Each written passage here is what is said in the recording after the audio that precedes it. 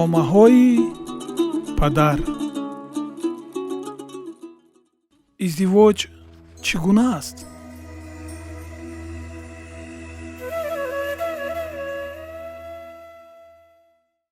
салом, писари азизу маҳбубам. ман ҳамеша барои ту ва модарат худоро шукр мегӯям, зеро шумо хушбахтии ман ҳастед.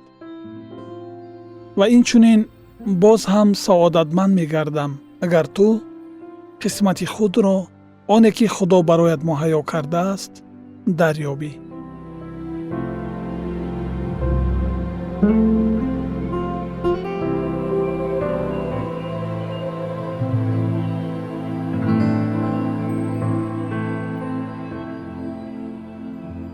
ҳангоме ки ин номаро менавиштам, дар хотирам матни мисраҳое омаданд, ки чунинанд: хушбахтӣ дари туро намекӯбад, роҳ ба сӯи саодатмандӣ мушкил аст. дар ақди никоҳ ҳар як нафар мехоҳад саодатманд бошад. вале ман ба ту гуфтаниям: агар ту мехоҳӣ танҳо барои саодатманд шудан бо ӯ издивоҷ намоӣ, пас ту хато мекунӣ. лекин агар ту хушбахтии ӯро ва ӯ бошад, саодатмандии туро ҷӯё бошад, он гоҳ ин иқдом дуруст аст.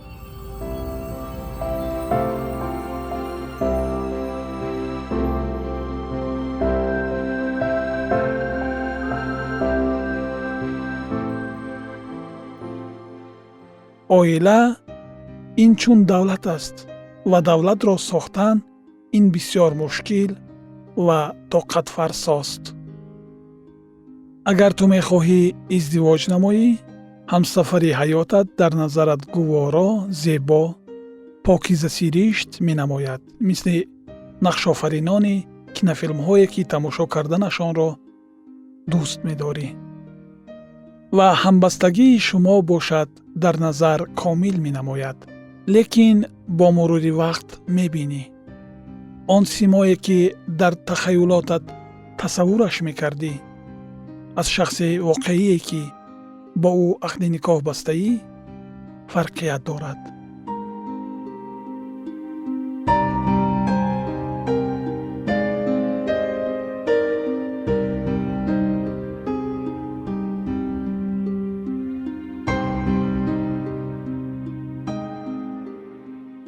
ту боварӣ дорӣ, ки ҳамсарат бояд тамоми ақида, дилбандӣ, афкор, ҳиссиёт ва ҳусни таваҷҷӯҳи туро бояд дастгирӣ кунад?